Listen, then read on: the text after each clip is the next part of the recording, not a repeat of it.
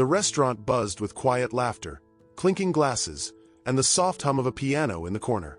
Candles flickered on polished tables, casting golden light across smiling faces.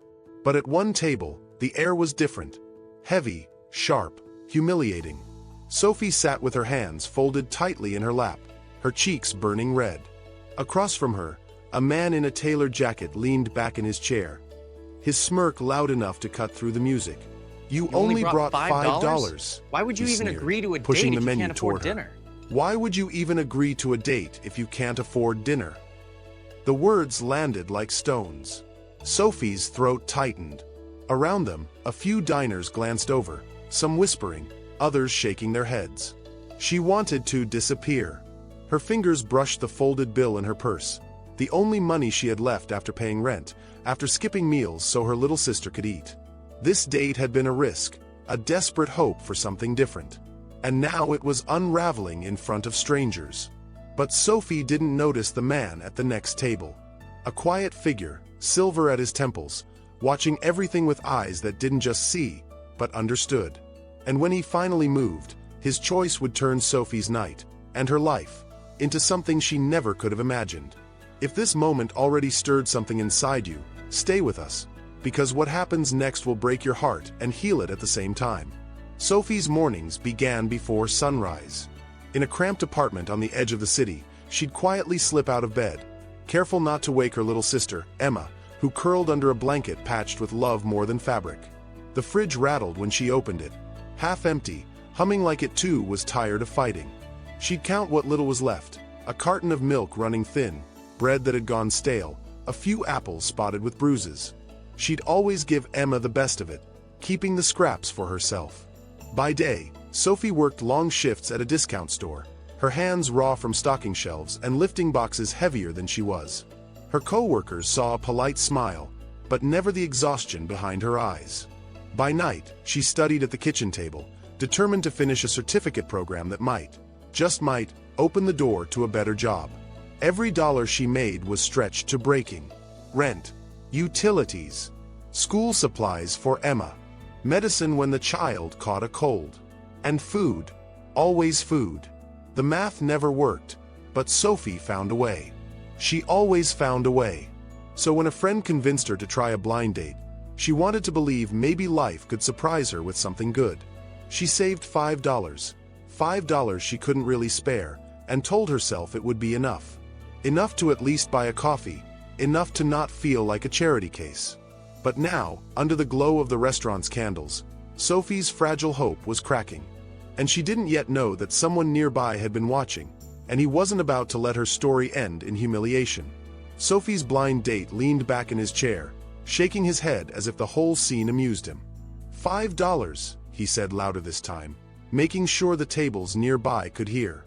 You can't even cover the breadsticks. The laughter from a neighboring booth stung. Sophie's chest tightened, her fingers curling into her lap. She wanted to stand up, to walk out with whatever dignity she had left, but Emma's face flashed in her mind. She needed to at least try. She needed to believe she was worth sitting at this table. Her date waved for the server, rolling his eyes. She'll just have water. Before Sophie could speak, before her shame could deepen, a voice cut through the air. Calm, steady, but impossible to ignore. Excuse me. The man at the next table rose from his seat. He was in his late 40s, maybe early 50s, with silver at his temples and a presence that silenced the room without effort.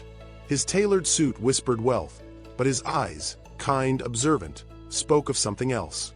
He looked at Sophie's date, then at her. That won't be necessary, he said to the waiter. Bring her whatever she wants, and put the entire bill on me. The restaurant hushed. Sophie's breath caught. Her date's smirk faltered. The stranger's words hung in the air like a lifeline, offered in front of everyone. But who was he? And why did he care? The words seemed to freeze time. The server blinked, then nodded, hurrying off. Sophie's date scoffed and pushed back his chair. This is ridiculous, he muttered.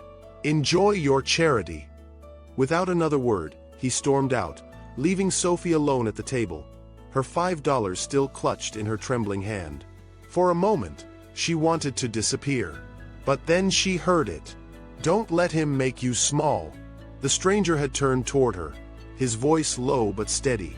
Sophie looked up and met his gaze. Those eyes weren't mocking. They were steady, grounding, like he saw right through the walls she'd built. When the waiter returned, Sophie expected a simple meal, maybe a dish she couldn't usually afford. Instead, the table filled with plates, warm bread, a rich pasta dish, even dessert. Her protests died when the stranger simply nodded. "You deserve more than scraps," he said softly. Her throat tightened. For the first time that night, the heat in her cheeks wasn't from shame, it was from being seen. But the night didn't end there. Hours later, as Sophie left the restaurant, clutching her purse and wrapping her coat tighter, footsteps echoed behind her. She turned, startled, to see the stranger leaning casually near the doorway, as if he had been waiting. "Walk with me," he said. Not a command, but an invitation. Sophie hesitated. The street was quiet, lit only by flickering lamps. Everything in her life had taught her not to trust so easily. But something in his eyes, something weary, familiar, pulled her closer.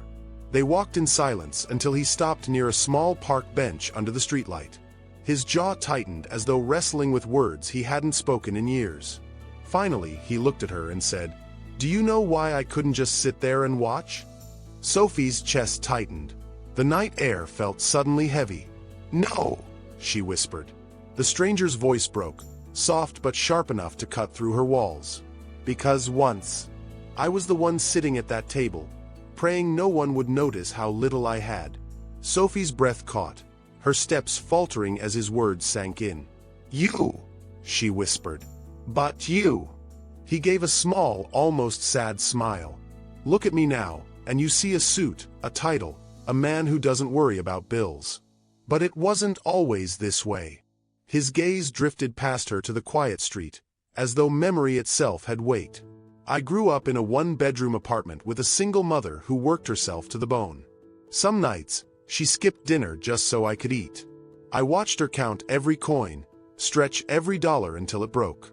And I swore, if I ever made it out, I'd never forget what it felt like to have nothing." Sophie's chest tightened. The picture he painted was her life, her reality. He continued, his voice low but filled with a quiet conviction. "That's why when I saw you tonight, clutching $5 like it was the only thing standing between you and shame, I saw her. I saw the woman who raised me with nothing but courage. And I couldn't sit by and watch history repeat itself."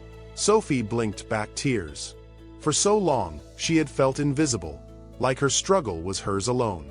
But here was a man who not only saw her pain, he had lived it. Her voice trembled. Who are you?" For a moment, silence hung heavy. Then he extended his hand. "Alexander Carter," he said simply. "CEO of Carter Enterprises." The name hit Sophie like a wave. She had seen it before, on headlines, billboards, charity galas on TV. A man who ran one of the most powerful companies in the city. Sitting in a diner, quietly stepping in for her. Her lips parted, but no words came. She could only stare, stunned, as he added, his voice softer now. "Money doesn't erase the hunger I once knew. And I'll never forget the promise I made to help someone like my mother. Someone like you." Sophie sat on the park bench, her mind spinning. Alexander Carter, a man whose name carried power in every corner of the city. And yet here he was, sitting beside her like an equal, his story woven with the same threads of struggle that stitched her life together. She shook her head. "Why me? You could help anyone. You don't even know me." Alexander's gaze softened. "I don't have to know you to recognize strength. You walked into that restaurant with $5, not because you had nothing to offer, but because you had everything money can't buy. Courage, love for your sister, hope, even when hope costs more than you can afford." He reached into his jacket and pulled out an envelope, placing it gently in her hands. Sophie's fingers hesitated, trembling as she unfolded it. Inside was an offer letter, a position at his company's Community Outreach Foundation, with a salary and benefits that could change everything. Tears blurred her vision. I can't accept this," It's too much. Alexander shook his head firmly. It's not charity, Sophie. It's a chance. The same chance someone once gave me. And one day, when you're standing stronger, you'll pass it on. Her chest tightened. 4 years, she had carried the weight of survival, of always being the one who gave without ever receiving. And now, for the first time, someone had chosen her, not for what she lacked, but for what she carried inside.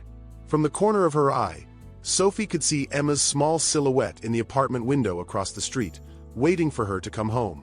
For the first time in forever, Sophie imagined walking back not with shame, but with hope. She clutched the envelope to her chest, her tears falling freely. "Thank you," she whispered. Alexander smiled, not the smile of a CEO, but of a man who remembered where he came from. "No, Sophie. Thank you. You reminded me why I made that promise all those years ago." The night was quiet again, the city lights flickering like stars. And in that stillness, Sophie realized that sometimes the smallest courage, like showing up with $5, can open the door to a life you never thought possible. Because in a world that often looks past the struggling, there are still people watching. And sometimes, they step in. If Sophie's $5 turned into a life-changing future, imagine what the next story will awaken in you. If this story touched your heart, don't stop here. Subscribe now to join our SoulTwist family, because the next story might just be the one that changes yours.